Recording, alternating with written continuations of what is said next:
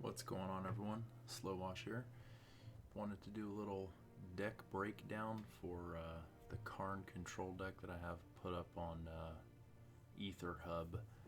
So this deck I've been kind of tweaking and tuning, and I kind of like where it's at right now, but I'm always open to suggestions. But I wanted to kind of go through the deck real quick and then do a couple sample games, and hopefully we don't get get screwed. The games with this deck typically go a little bit longer because you're playing more of a control style. So if you're looking for those fast, quick, easy wins, it happens sometimes depending on who you're playing and what your draw is. But normally these are a little bit lengthier games. But it's really good for completing like the play the number of black spells quests that you get from time to time if someone sticks in there with you. Anyways, guys, this is what I've been playing to kind of just get away from the meta of this game, and it's been really fun. So let's just start out with the low end of the curve and work our way to the right. So I have 2 Knight of the Even Legions. Now the reason I have this guy in here is it's obviously an early threat, and by himself he needs to be answered, or he can kind of overtake a game. And even if you don't have anything but him and some lands, or even both of them, it just gets ridiculous. I mean, you can do the pump to fake out people to get damage through. You can use him as a blocker for bigger creatures and take them out. It's a really versatile card. I don't think I need to say a whole lot about Knight of Even Legion. This is pretty much a staple in almost any black deck these days. Moving to number 2s, we got Agonizing Remorse. I use this primarily to take out big threats in the opponent's hands. A lot of the times you want to answer some of like their gods or their planeswalkers or something like that, or take out their Ember Cleaves, especially if you're playing red deck wins.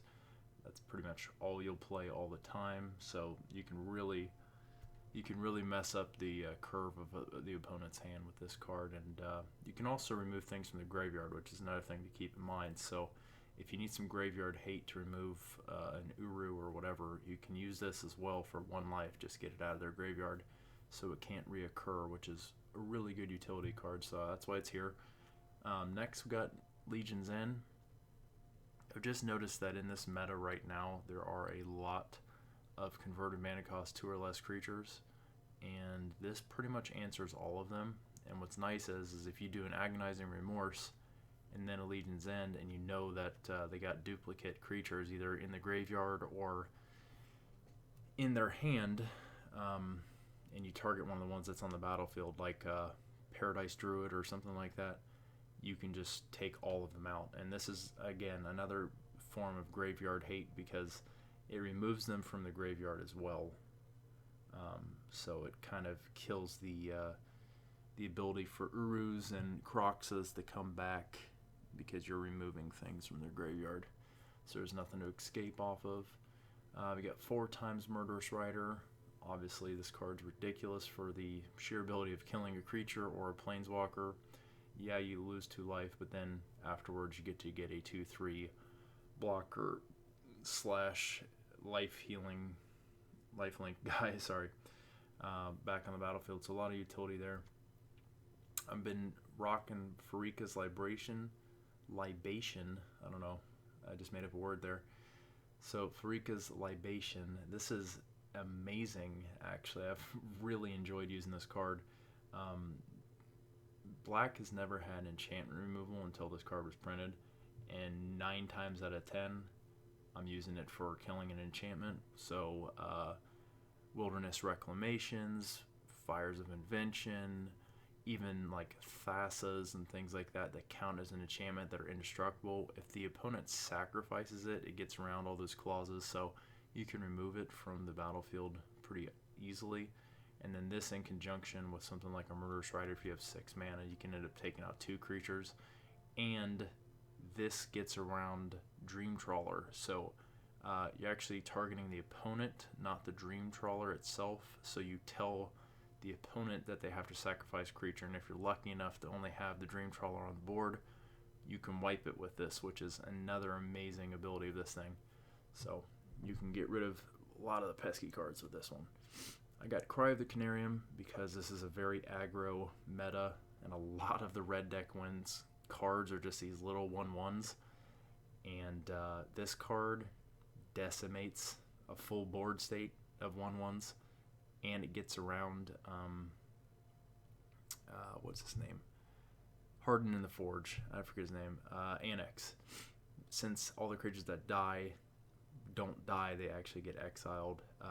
You don't get any tokens from Annex as far as I know. So this will just wipe their board. This is one of the cards that will cause a red deck wins deck to instant concede, because if you just clear their board after they load it up on turn 3, they usually just explode. So that's pretty nice. And then we have Dread Presence in the 4 slot. This is pretty much, I would say, the center of the deck. Dread Presence is just ridiculous utility as long as you're running mono black. I know I've seen some people do it with the new Dryad that's green, but I like mono black because it's pretty simplistic and everything's a swamp and it just curves well, so you don't have to rely on anything to make something work, which is nice. So we're always going to have swamps. You can see right here, besides the Castle Lockthwains for extra card draw if we don't get a Dread Presence, we have 23 swamps that this guy can pull from. So you're going to want to drop him actually like on turn 5, because you want to play him for 4 and then drop your swamp afterwards to get instant utility out of him. But he is technically a 4 slot, so I very rarely will play him on turn 4. So that leaves turn 4 open for a lot of other things, like a Rankle to draw or sack a creature or discard. He's just a great utility card, and he's haste, which is awesome, and he's a flyer, so he can block, do a bunch of things you need. Then you have Ritual Soot. Ritual Soot is awesome because in this deck, the only creature that we have that's below 3 mana cost is our Knight of Even Legion, which hopefully we would already have gotten our utility out of him. Maybe he pulled like a shock from the opponent to kill him or something along those lines, or he just blocked a bigger body and got wiped off the field. A lot of times when I know that I have a Ritual Soot in my hand, I'll just go in full aggro with the Knight. Depending on how they block, I either just let him die or try to take something else with it, and then next turn Ritual Soot. But Ritual Soot basically clears up everything regardless of power or toughness less than 3. So that's your Urus, that's your Croxas, that's Paradise Druids, everything that has hexproof, it's just gone. So it's really good in this deck for wiping the board. Then you have Karn. Now Karn is probably equally as center of this deck as Dread Presence is. Karn is basically your Swiss Army knife. So what you do with Karn, if you're not familiar and why he's amazing, first and foremost, if you put Karn down on the battlefield, the opponent's artifacts don't work at all. So that means Embercleaves cannot be equipped. That means the Witch's Ovens cannot be tapped. That means basically any artifact that the opponent controls can't be activated. So just the static ability of him alone can disrupt a lot of decks right now, and that's awesome. But truthfully, his -2, where you can look for an artifact outside of the game and reveal it and put it in your hand, that's why he's here. So you'll drop Karn on turn 4, and then we have a whole sideboard here, which, let me pull this up so you can see the sideboard. We got a whole sideboard of utility cards. So if we need something out of the graveyard, we can use Soul Guide Lantern to either exile the opponent's graveyard or target a single card when it comes in. We got Shadow Spear if we need to trample and lifelink or remove hexproof or indestructible. You can bring that out. Traveler's Amulet is really nice in this deck. This is one of the most recent additions I've made to this deck. You can pull this with Karn, get it on the battlefield, and get another swamp in your hand so that you can keep curving out. It's pretty nice. Wand of Vertebrae is here so that you can recycle some cards back into your library, or you can mill the top of your library into your graveyard. Now this works in conjunction with Bolas Citadel, which is basically you're 95% of the time you're just going to target this with Karn and pull this out, so that on turn 6 you're going to go off, and it's awesome. But sometimes the Wand of Vertebrae will help you keep going with the Bolas Citadel if you hit multiple swamps and you can't drop them. So that's why that's in there. We got Wishclaw Talisman. Now this basically lets you tutor up any card you want. And again, if you use this in conjunction with Karn, they cannot use it once it goes to their side. So this artifact, once it's on the opponent's end of the board, they can't use it when Karn's on the battlefield. So basically you draw this up with Karn, pull out of your deck whatever you want, it will go to the opponent's side, and then they can't do anything with it, which is awesome. So it's basically a one-sided tutor with not a lot of drawbacks unless they can remove Karn. But that's why that's there, in case you need one in particular card. So one of our one-offs or two-offs, you can pull it. We got 2 Sorcerer Spyglass because there's quite a good number of Planeswalkers that are problematic in this meta. Jeskai Super Friends is still a thing, so you can get rid of like Sarkans or Nissa's abilities and things like that. Really shuts a lot of people down for only 2 mana. Not to mention you get to see their hands, so you can kind of see what they're going to be playing, which is nice. Chromatic Lantern, this is here both as an additional source of mana, as well as it can kind of combo with the Golos that's in our sideboard. So if you have a really long drawn out game and you got not a lot of card draw, but Karn's got a few counters on them, you can pull the Chromatic Lantern, drop it, and then next turn pull and drop down Karn. The Chromatic Lantern will make every one of your swamps be able to be tapped for any mana, so you basically go Chromatic Black at that point. And Golos, you can use his ultimate ability. So for, what is that, 7? You can basically exile the top 3 cards and play them without paying their mana costs. You can do that over and over and over again, like every turn, so it gets pretty nuts. Again, we have the Bolas Citadel. This is like 95% of the time what you're going to be targeting with Karn, at least on the first activation of Karn. You want to get this into your hands so you can go off. And then for anything that's really odd, we have Meteor Golem for just spot removal, because this doesn't have to be a creature. It can be an enchantment, it can be an artifact, it can be whatever. It basically blows it up. So it's pretty nice, and then you get a 3/3 body behind for blocking or whatever, but it is 7, so it's expensive. But since we have a couple Ugins in the deck, this can actually drop down to 5 to cast, which is a lot more reasonable. And then last but not least, we have Stone Coil Serpent. This card has saved me a few times when you're playing like multicolored decks, like Boros, or really anything, any kind of flying creature that's 2 colors. This thing has protection from it, so basically you can indefinitely block Dream Trawlers with this. I know they'll still get the card draw and everything off it, but they can't hurt you, which is really nice. And it can even be a 1/1 and still do that. So that's why that's in here. Again, it can be as big as you need it to be, but also this can't be Deafening Clarion. This can't be targeted by Teferi or anyone like that, so it's pretty nice.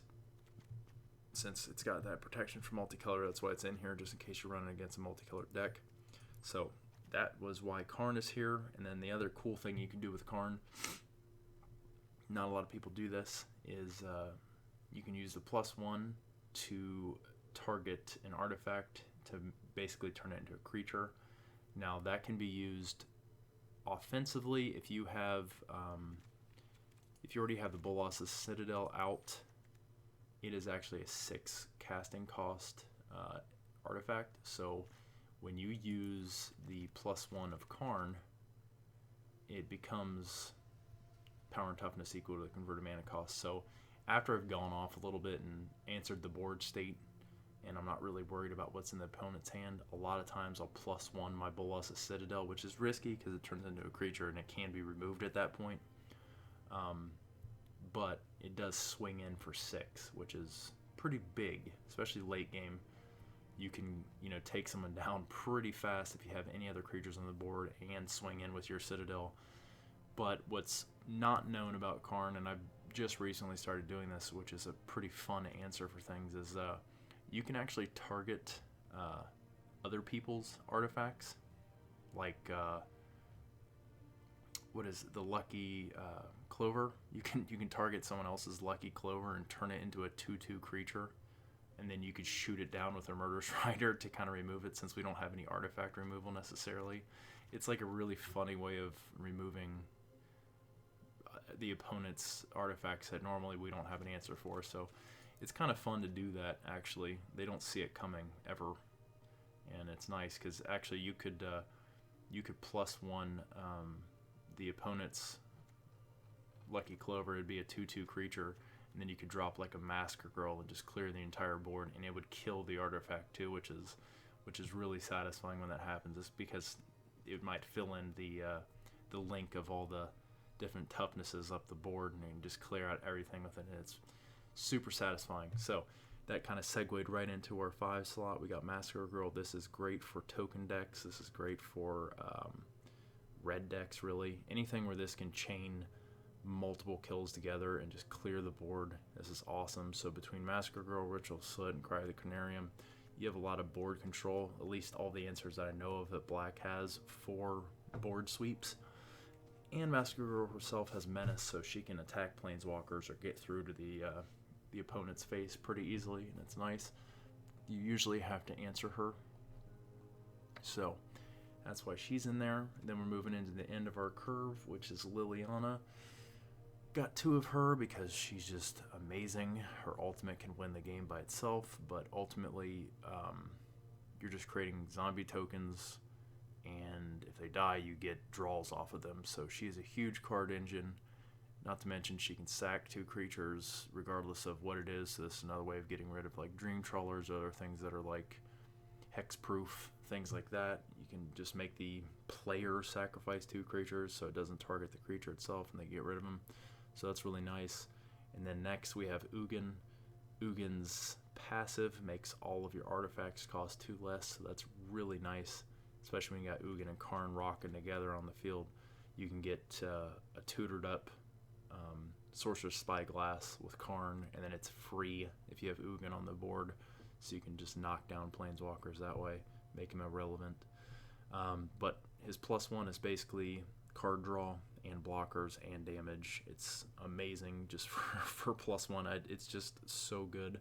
But then also his -3 can kill anything, and that is so good for enchantment removal. Basically the only thing you can't kill is artifacts that don't have a color. So that is the drawback, but we have other ways of dealing with it. But basically anything else he can destroy, and you can do it fairly often, which is awesome. So Ugin and Liliana is the top end, and like I said before, 3 Castle Lock Lanes, 21 Swamps, and 2 Witches' Cottages, just for some recursion in case they kill our Dread Presence, or Rankle, Masker Girl, or Knight of the Even Legion. Murderous Riders will not go to the graveyard typically unless you mill them, so you probably won't be pulling those back with the Witch's Cottage. And depending on how your hand lands, sometimes you just want to drop this first and get it out of there. But the cool thing to note is that this actually counts as a swamp, so it works with Dread Presence. So you can actually you can drop the swamp or drop the Witch's Cottage, pull a creature back to the top of your library, and then use the lose 1 life, draw 1 card to immediately get it back to your hand, which is really cool, especially since after like turn 5 or 6 that is free. So pretty neat little tactic you can do there. That's the gist of the deck and why everything is the way it is. Here's the sideboard one more time, and again, this is where I do most of my tweaking. The main board is fairly good in my opinion. I think I like it where it is, but I'm always trying to find other ways to make it better. But I'm done talking about it. Let's go and play it. Oops. Now hopefully I don't get blown out by some aggro decks or other control decks. This is definitely not a meta deck, but sometimes you can whoop some ass or you get your ass handed to you. It's just how it goes. But let's see. This is kind of late game. I like having some early answers though, so Cry makes me feel really good when I have that right off the bat. I think I'm going to keep this.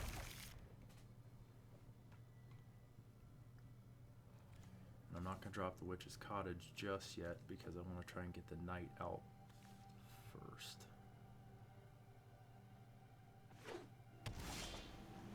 Alright, so blue-white might very well be against blue-white control, so this is usually a pretty long matchup if that's what it is. We'd be really lucky if it was a flyer deck. Okay, looks like some sort of Bant. They keep bottoming everything, so that's awesome for us. Now, I'm going to go ahead and attack. Now let's see what we got cooking over here. Okay, so we don't care about Shadow of the Sky because we would just probably cry our own guy just because. But I am going to remove Teferi since I don't want them to be able to bounce and get a card off him.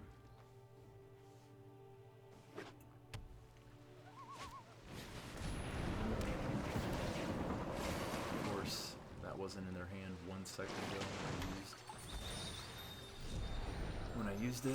They got nothing in the graveyard to bring them back though, so that's nice. Now they have 1, they have 5.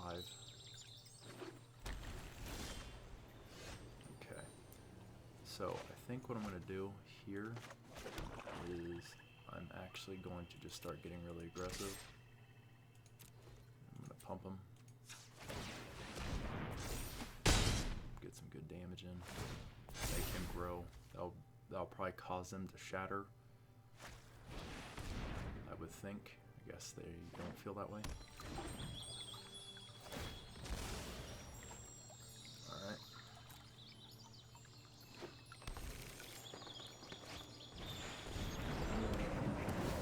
Wow.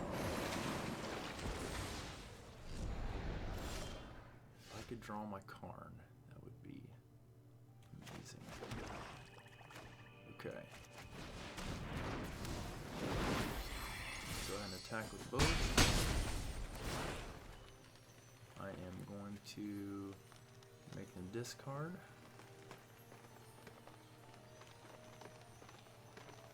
Yeah, just discard. I'm going to drop the Cry because it's not going to affect these guys. Alright, so they just dropped emergency power. They're probably going to blow up now. That's fine. Oh man, there we go. Okay, so we will, which is Carnage, get back the Rankle, the stanky Ranky, Karn up, and I'd like to get a Soul Lantern out. Go ahead and exile one of their Urus.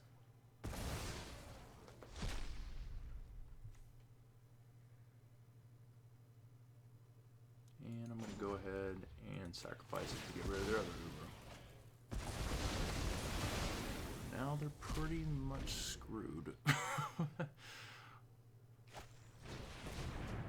think that was their whole game plan, was to get those guys out, and I kind of just took a dump on it. Now we got Ranky again.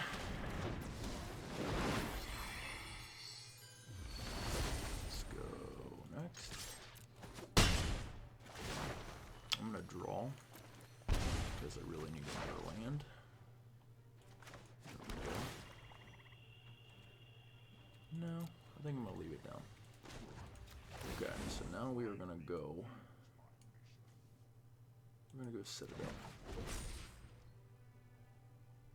Next turn we're going to go nuts.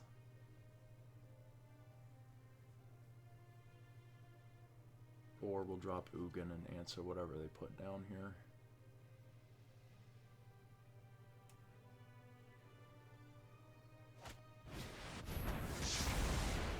That's not really going to answer a whole lot. Look at that. Rankle off the top, baby. Okay.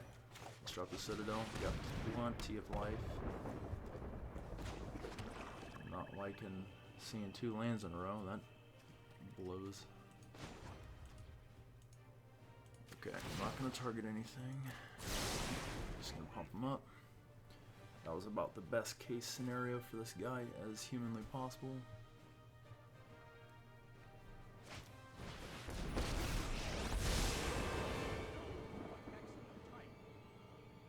You can bounce the Citadel, but I'm just going to play it again.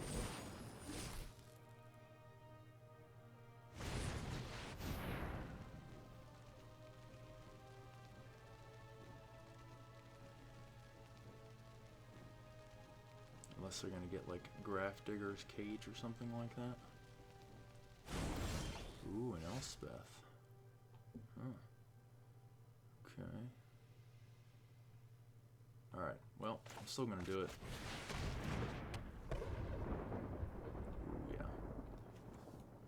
Yes, yes, yes.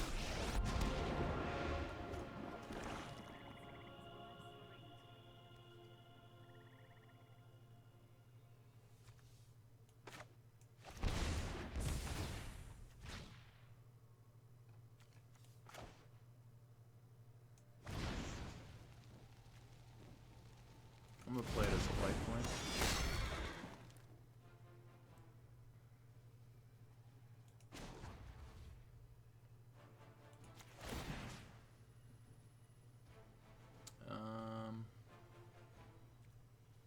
Submit to that.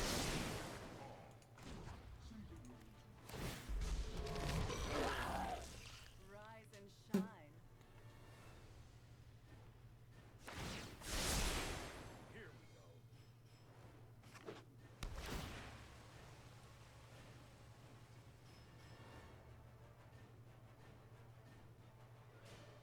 I would think in this situation they probably would target the Liliana since I have such low life.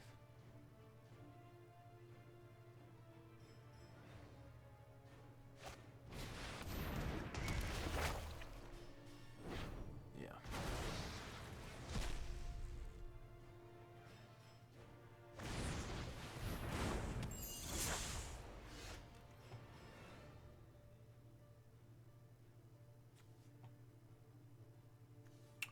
So I can drop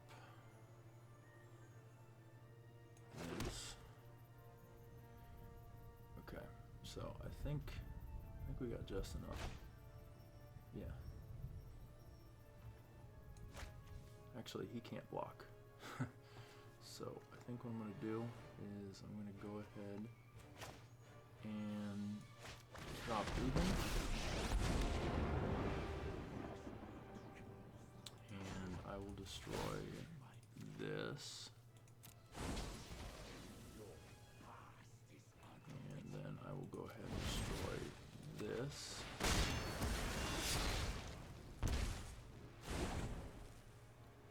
And then I'm going to go ahead and get... I probably should have plus there, honestly. I will get...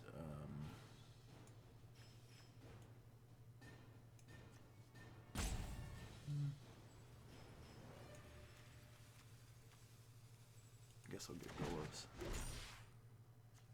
Send him there. These two to the face. Actually, that would have been game if I would have plus the Citadel. That's what I'm saying. I got 2 antsy, 6 damage right there. I had him.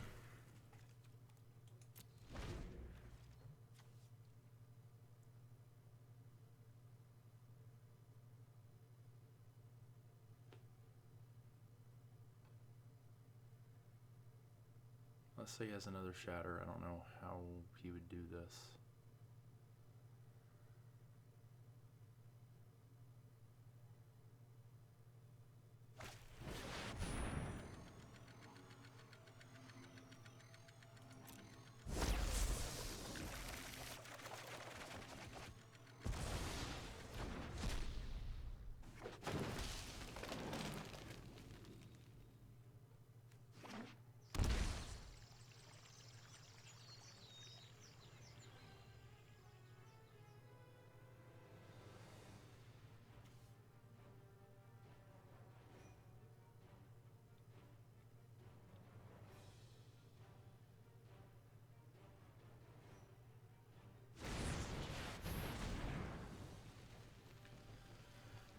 He's tapped out. So unless he finds something that only costs 2 mana that affects the board.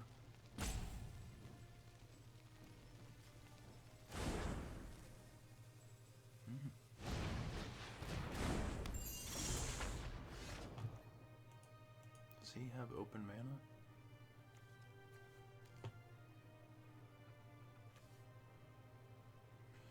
Interesting.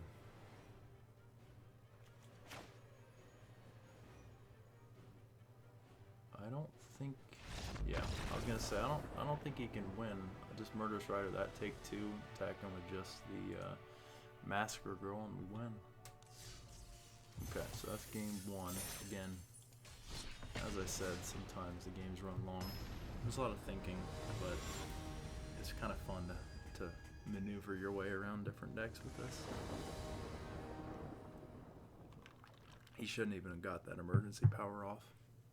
I just get so habitual with going -2 on Karn to pull something. I should have +1 my Citadel and just banged him. Okay, so there's a lot of 4-drops and not a lot of early answers. I like having 4 mana though, but none of them are swamps. I don't think we can keep this. That's actually pretty good. We'll ship to Liliana.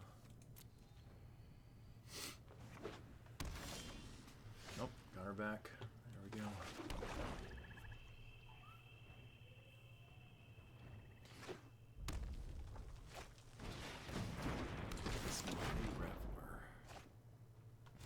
Ooh.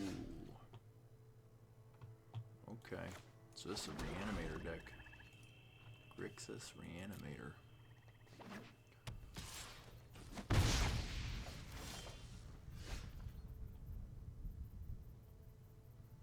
Okay. So they are probably going to they're probably going to do a Blood for Bones on that.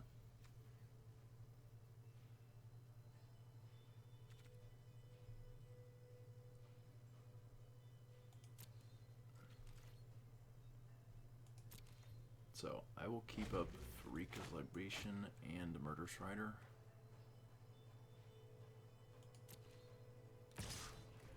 Yeah, I think I'm just not gonna let you do it. If I'm gonna take 2 damage, I might as well get rid of it too. They're trying to get the damage in before they sack it, which is smart.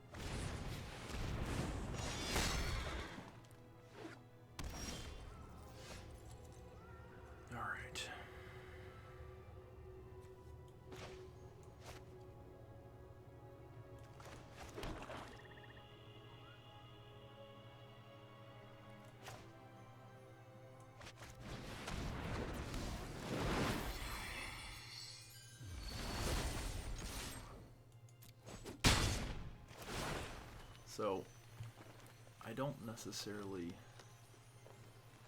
care a whole lot about Rankle, to be really honest, so I'm probably just going to sack them so they don't have a creature. And I'm guessing Massacre Girl's not going to do a whole lot right now.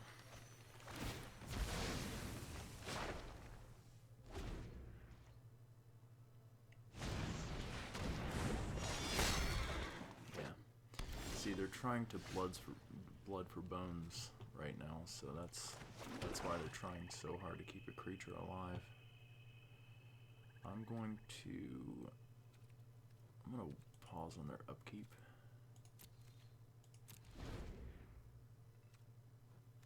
Pause here actually. Let's remove that. Pause there.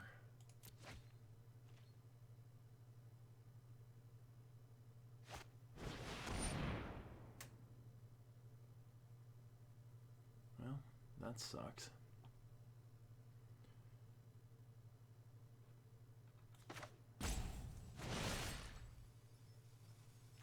Okay. Well, it's gonna hurt like hell.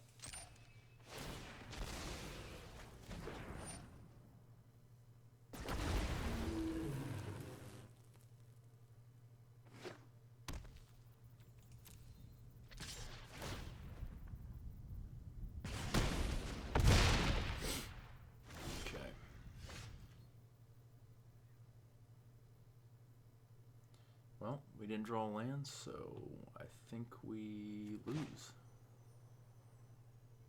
If we drew a land, we wouldn't have. Yep, nothing to do there. We'll play it out so they can win.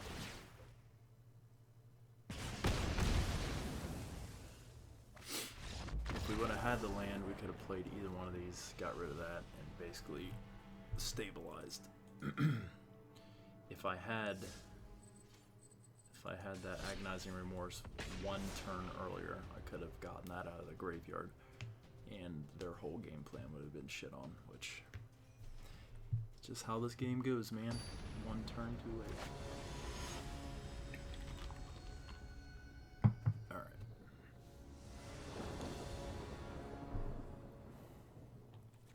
Like these kind of opening hands. Karn opens up everything. Got some early answers and an early threat. This should be pretty good. Drop this down. Insert authority. Red deck. Ooh. White life gain.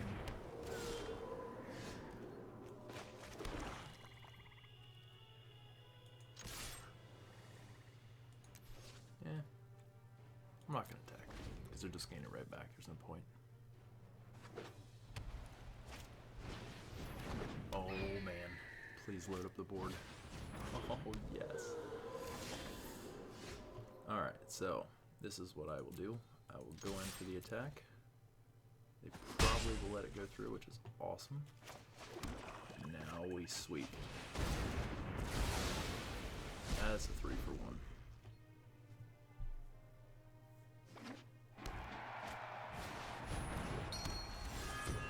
Here's your indestructible god.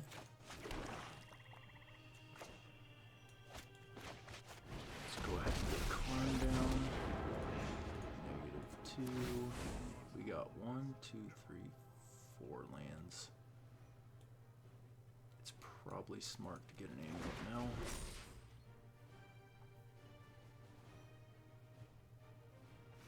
I can't think of any white haste creatures.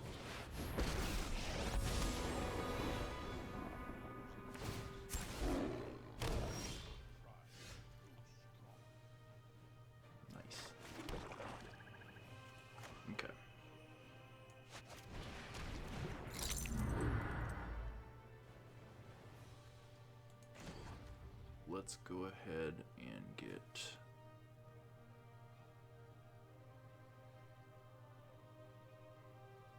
see, this is another thing we can do. We could plus the Amulet to make a blocker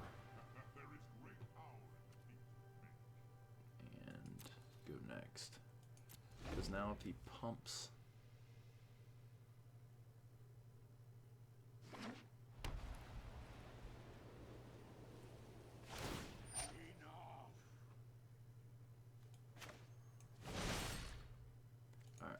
sack enchantment, which will be the Helion.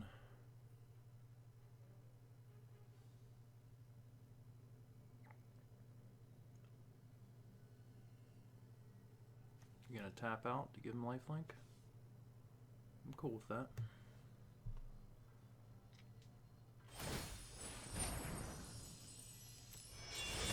It's not gonna actually lifelink though, because I'm gonna block with this and then sack it and get my land anyways. So, we'll get our block, and we'll prevent any life linking.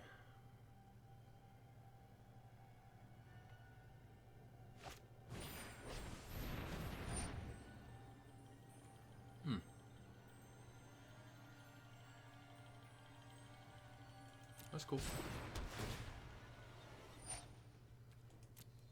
We'll get him back with a Freakus Libation.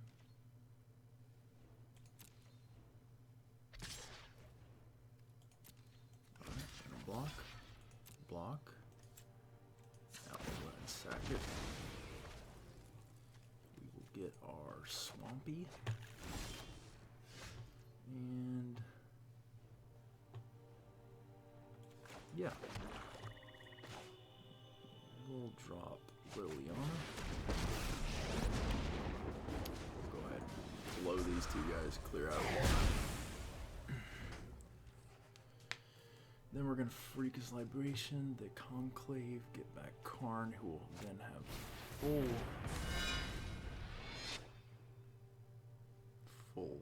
loyalty again.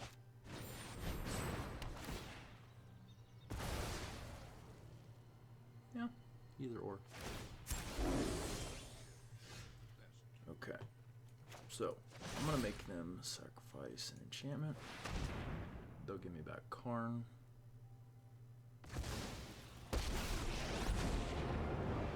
Which is cool. Karn will then give me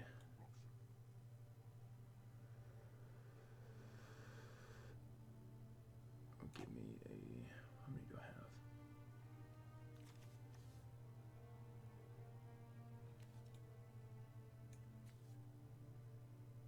A Citadel.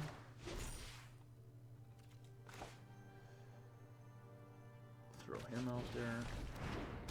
Block. And we'll end the turn.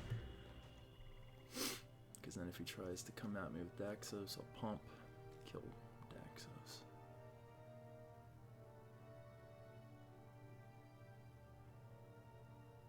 Still rocking 20 life. Ooh. That's ballsy. Okay. Yeah. Okay.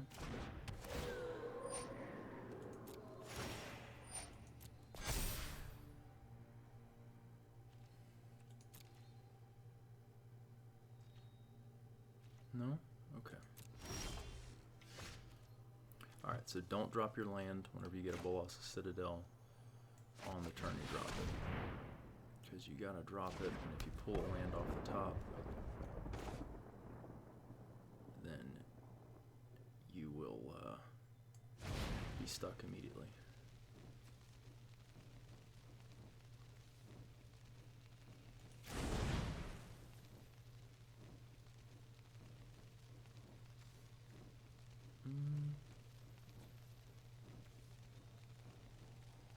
Nah. I'm just gonna play it.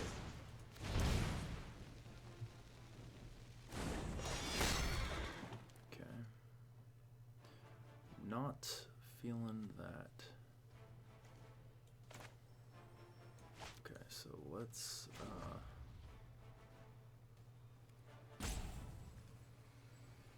trying to think of what to do here. Guess we'll -2. And we'll get a, let's get a meteor golem out. That. I'm curious to see what else they have, but I'm not willing to pay the remorse.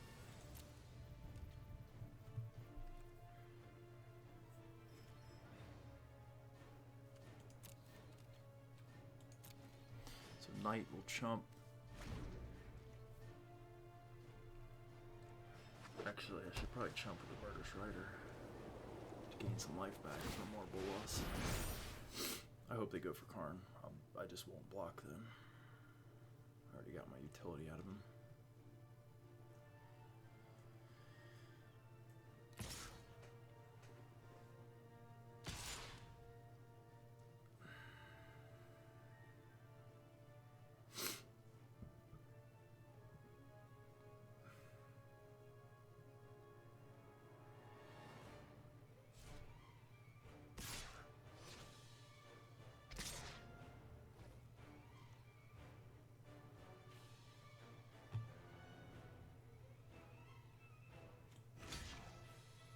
No, I'll try and take out their district.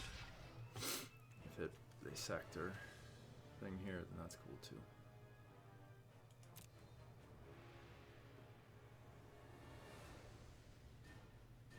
But they'll be down one less land.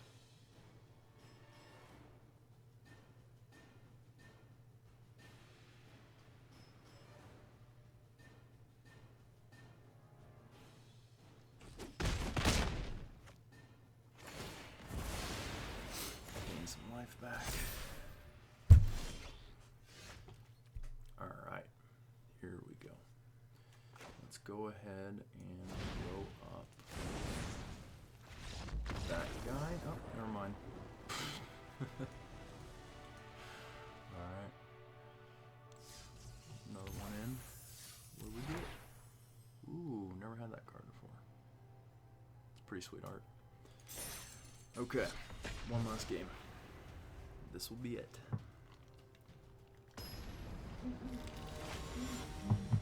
It's probably a really long video. I don't even know. I haven't looked at all.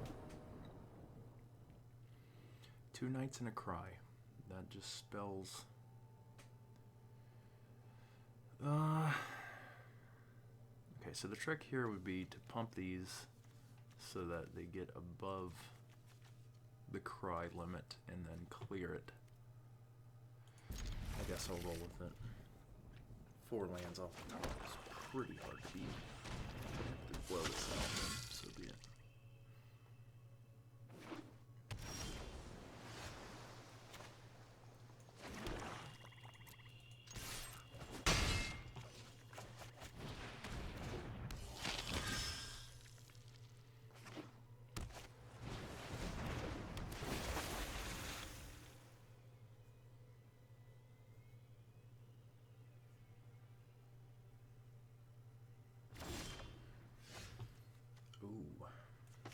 I think I need to remove this Assassin's Oracle. Let's see what you got. Yeah, another one? Okay, so we're looking at a mono blue Devotion.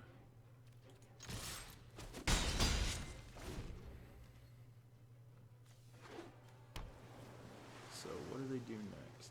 Nothing? You're gonna counter on my spells? Joke's on them, because I ain't playing a spell this turn. They'll probably just do a card draw.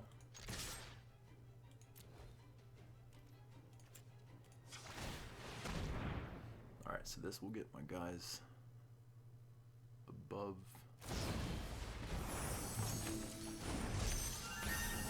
Or they got Brazen Borrower.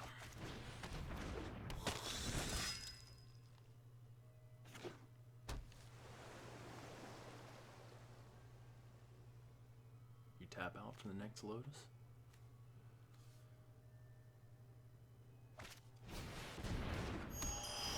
Yes, yes you do.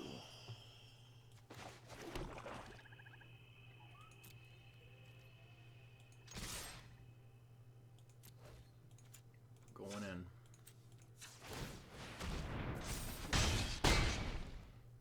Going beats. What's nice is now that we have 2 of them,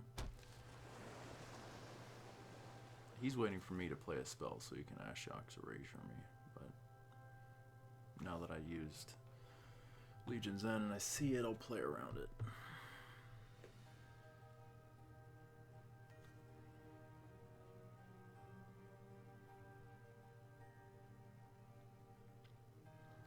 If I play either one of these and he counters it, doesn't matter, only have 2 of each. I probably have almost no probability of getting them. What would the ability be? Like a 2% chance? Yeah, no freaking way.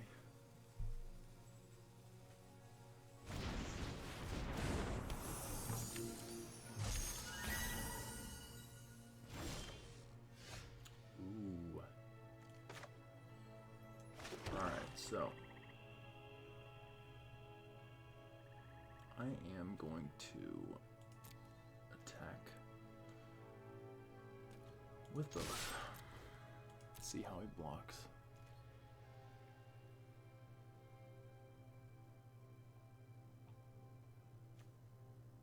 Okay, so he's gonna bounce this probably.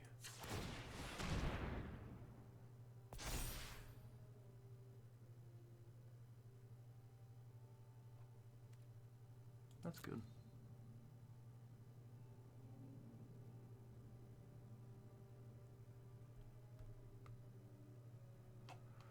So he does have 2 mana over here. I gotta keep that in mind.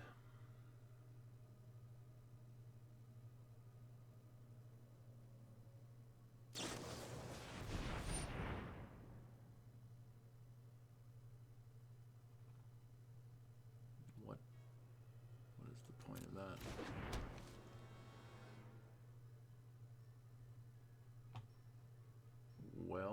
that doesn't make a whole lot of sense. And you just gave me the ability to double pump. There you go. Okay. Don't know what happened there. That was kind of ridiculous. I'm going to run one more because that was so fast.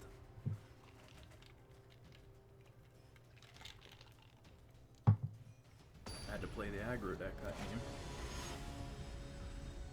But those Knight of the Even Legions, man, they can just absolutely wreck a control deck, and they're very good against Simic Flash if they don't have bounce spells. Alright, this is actually looking pretty sweet. Assuming we draw more lands. If we don't draw more lands, we're probably just going to concede and call it a game.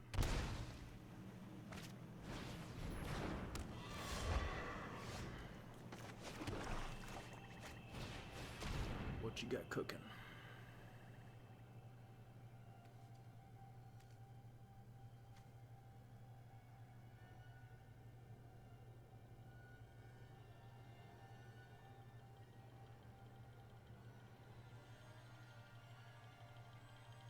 He has literally no other lands.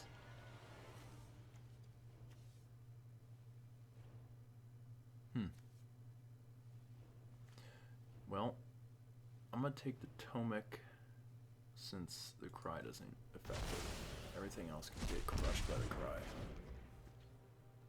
If he decides to start dropping mass creatures here.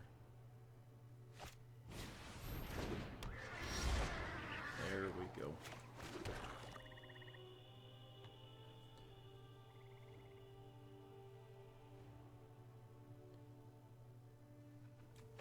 I am just gonna do it now. He may concede, I don't know. Or he'll drop the Sailor and won't have enough for the Winged Words.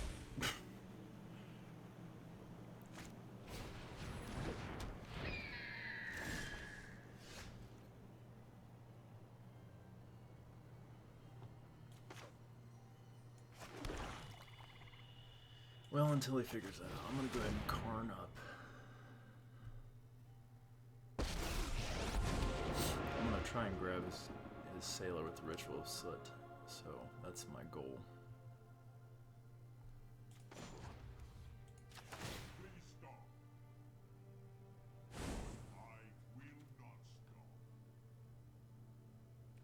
I'm gonna grab an Amulet. I'm not feeling real good about this mana base right now. You gonna play that Sailor? Here you go. Please don't draw land. Oh yeah, go for Karn. Hell yeah.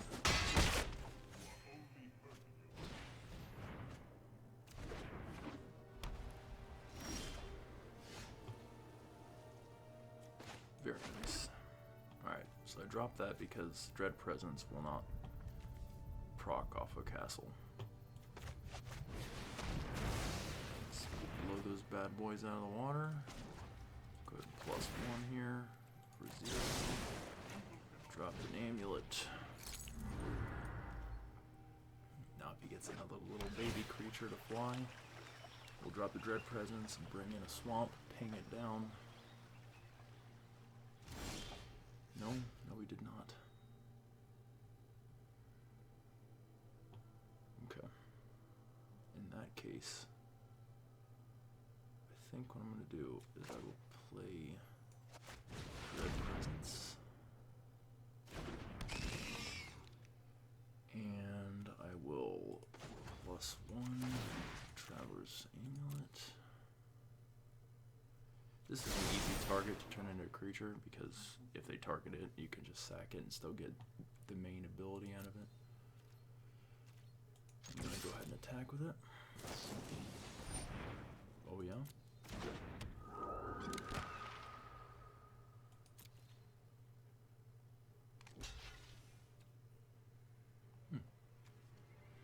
Let me show you how this works. Let me go ahead and pull Swamp. And drop that Swamp. And then we're gonna go ahead and blow that guy.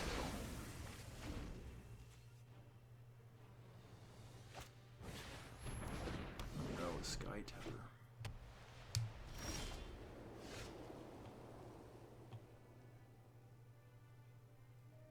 Okay, so we got 4, 5, 6. Here comes a Citadel, baby. It's Citadel. Okay, so since we see a land on top, we're gonna draw. There we go. Lifelink. Oh, mama. Expect the enemy.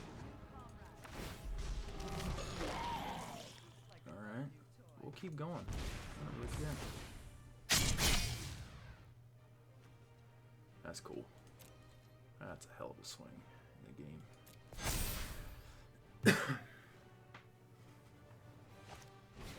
That's another Sky Tether.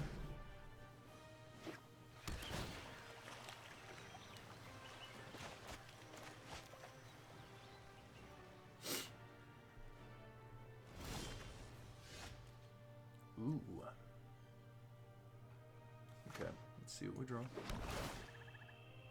That's cool. Let's get some life back. Let's make him sacrifice an enchantment. You gotta give me one of my creatures back.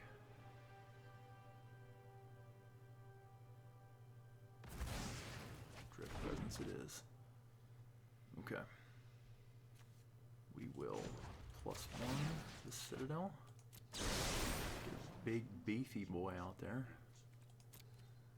And we'll go all in. Never mind. And